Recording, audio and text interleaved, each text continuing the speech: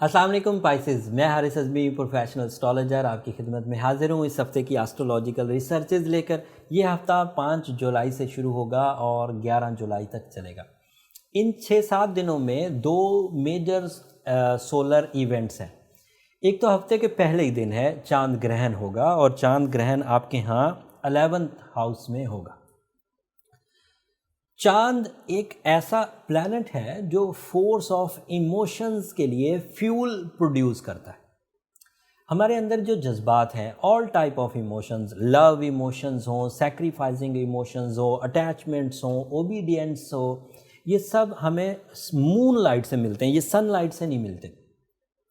Moonlight maximum fuel generate करके देती है जब मून पूरा होता है, मुकम्मल चांद हो तो मैक्सिमम फ्यूल आता है हमारे जज्बात की तरफ, जिसकी वजह से हम रोमांटिक फील करते हैं, हम पीसफुल फील करते हैं, हमारे अंदर नया जोश व खरोश पैदा होता है और ज़िंदगी में एंट्री या ज़िंदगी में इन रहने के लिए जो जिस तरह के नए प्लान्स हम बनाते हैं वो इसी मून लाइट में ही बनते हैं। लेकिन इस दफ़ा क्या होगा कि जब पूरा चांद होगा, पूरा चांद 13, 14 और 15 तारीख को होता है, 13वीं रात को, 14वीं रात को और 15वीं रात को। और फुल मून वाले दिन जिस तरह के जज्बात आते हैं वो इस महीने नहीं आ पाएंगे, क्योंकि पहले ही दिन, पूरे चांद के पहले दिन उसे ग्रहण लग जाएगा और ग्रहण के असरात फिर 1-2 दिन रहा करते हैं, जिसकी वजह से कुछ नेगेटिव इम्पैक्ट आता है। समटाइम तो ज़्यादा टाइम रहते हैं। इस दफ़ा चांद की जो फुल होने के बाद हमें जज्बाती फ्यूलिंग मिलना थी वो रुकी रहेगी, ये एक खबर है। चांद का ग्रहण पाकिस्तानी टाइम के एतबार से सुबह 8:07 पर होगा और उसका इख्तिताम 10:57 पर 10:50 पर होगा। पाकिस्तान में ये ग्रहण नज़र नहीं आएगा क्योंकि सुबह का टाइम हो चुका होगा और चांद रात में दिखाई देता है। ऐसे ममालिक में चांद ग्रहण नज़र आएगा जहाँ पर इस टाइम के मुताबिक, पाकिस्तानी सुबह 8 बजे के टाइम के मुताबिक उधर रात हो तो उन इलाकों में नज़र आएगा। अगर वो अपना चांद ग्रहण का टाइम निकालना चाहें तो टाइम डिफरेंस को पाकिस्तान के टाइम के साथ जोड़ लीजिए तो उनका ग्रहण बन जाएगा। जैसे आप अगर हमसे 2 घंटे आगे हैं तो 8 बजे, सुबह पाकिस्तानी 8 बजे में 2 घंटे ऐड कर दीजिए तो आपका टाइम निकल आएगा। और अगर आप हमसे पीछे हैं, लेट्स से 4 घंटे पीछे हैं, तो आप उसमें से माइनस कर दें तो आपका टाइम निकल आएगा। दूसरी खबर जो है वो बड़ी है, उसको समझने की ज़रूरत है। ये ग्रहण के लिए मैंने अलग भी एक वीडियो बना दी है, डिस्क्रिप्शन में आपको उसका लिंक मिल जाएगा, आप वहाँ से इसकी तफसील भी पता कर सकते हैं। आपके यहाँ ये ग्रहण क्योंकि 11th हाउस में होगा तो जो ज़्यादा प्रॉब्लम आपको फेस करना पड़ेगी इस ग्रहण की, उसका ताल्लुक दोस्ती से, ट्रैवलिंग से एंड न्यू गेट टुगेदर से होगा। तो ये कोई इतने बड़े फैक्टर्स नहीं हैं जिसमें बहुत परेशान हुआ जाए, बट ऐसे ज़रूर हैं कि आप उदास रह सकते हैं, irritated behaviour, mood swings and दोस्तों की तरफ से आपको कुछ दिल आज़ारी मिल सकती है। लेकिन इन सब चीज़ों को जो स्ट्रॉन्ग पाइसेस होंगे वो मैनेज कर जाएंगे। अजीज़ व अकारब या अपने लव वंस की तरफ से भी कुछ दिल आज़ारी मिल सकती है। This is also a possible thing. But 11 जुलाई को जो खबर है वो काफ़ी प्रोडक्टिव है। 11 जुलाई को मरकरी डायरेक्ट हो जाएगा और मरकरी के डायरेक्ट होने से 3-4 बड़े बड़े फ़ायदे होंगे। एक फ़ायदा तो ये कि मरकरी जो अपनी वीक फॉर्म में था वो वहाँ से रिलीज़ हो जाएगा। वीक फॉर्म में वो फ्यूल नहीं दे पा रहा था, अब जब डायरेक्ट होगा 11 जुलाई को तो वो फ्यूल दे पाएगा। और वो जो इतने सितारे रेट्रोग्रेड थे उनमें से अब एक और रिलीज़ हो जाएगा। पहले वीनस रिलीज़ हुआ तो हमारी लव लाइफ अच्छी हो गई, अब मरकरी रिलीज़ होगा तो हमारी माइंड स्किल्स, वोकल एबिलिटीज़, हमारा ये जो पब्लिक इमेज है, हमारी जो तालीमी सरगर्मियां हैं, हमारी जो डिसीजन मेकिंग की पावर है, हमारी जो प्लानिंग की पावर्स हैं, ये सब अब ऑन हो जाएंगी 11 जुलाई से। 11 जुलाई वाले दिन जब मरकरी ऑन होगा और नॉमिनल से रिज़ल्ट देगा, उन नॉमिनल से रिज़ल्ट्स में हाई लेवल रिज़ल्ट्स खुद ब खुद पैदा हो जाएंगे, क्योंकि सूरज भी इसी 5th हाउस में ही मुयस्सर है पाइसेस को। एंड 5th हाउस में सूरज high level of deals done करवाता है, उसकी वजह से आपका विजन बहुत ब्रॉड होता है। असल में सूरज आकर डील डन नहीं कराता, आपका अपना विजन स्ट्रांग होता है, माइंड स्ट्रांग होता है, कॉन्फिडेंस लेवल स्ट्रांग होता है, ब्रेवरी लेवल स्ट्रांग होता है। एंड इन स्किल्स को यूज़ करके आप रिस्क टेकिंग करते हैं और रिस्क आपकी फेवर में भी रहते हैं। सो मरकरी आपको जहानत, मरकरी आपकी वोकल एबिलिटी, मरकरी आपका पब्लिक इमेज, मरकरी आपकी प्रेजेंटेशंस, इनको अच्छा करेगा। सूरज उसमें से डिसीजंस करवा देगा, कॉन्फिडेंस लेवल देगा। इन दोनों के चीज़ों के मिल जाने से चीज़ें कामयाबी से हमकिनार होंगी, मटेरियल साइड की भी एंड लव साइड की भी। लव डिसीजंस के लिए भी आपके पास कॉन्फिडेंस होगा, आपके पास जहानत होगी। आप जिन चीज़ों को डिले करे जा रहे थे, आपका मूड या आपके डिसीजन पावर डाउन हो गए हुए थे, अब वो सन एंड मरकरी की कम्बिनेशन से ऑन हो जाएगी और आगे बढ़ेगी। ये प्लस पॉइंट होगा। मार्स जो था ये ऑलरेडी आपके सेकंड हाउस में 28 जून को आ चुका था। सेकंड हाउस में 28 जून को। सेकंड हाउस में मार्स की अपीयरेंस आपके लिए powerful type of material advantages, job switching, new job का हसूल, मटेरियल कंप्लेंट्स का खात्मा, कर्जे का खात्मा, इसकी इत्तला दे रहा था।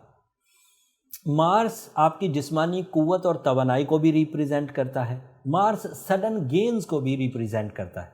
मार्स बीमारियों को भी रिपेल करने में आपकी मदद करता है। तो मार्स भी अच्छा हो गया हुआ है 28 तारीख से, और 11 जुलाई को वो बेनिफिट मैक्सिमम कर देगा। सन भी अच्छा हो गया हुआ है क्योंकि मरकरी की वजह से वो स्लो था। अब मरकरी, सन एंड मार्स तीनों मिलकर जिस्मानी तवानाई, जहनी तवानाई, डिसीजन मेकिंग, लव फैक्टर इसको ऑन करेगा। एंड वीनस भी अच्छी फॉर्म में है 26 तारीख से, और वो आपके 4th हाउस में है, जिसकी वजह से आप अपनी लाइफ में कुछ कंफर्ट, कुछ लग्जरी भी महसूस करेंगे।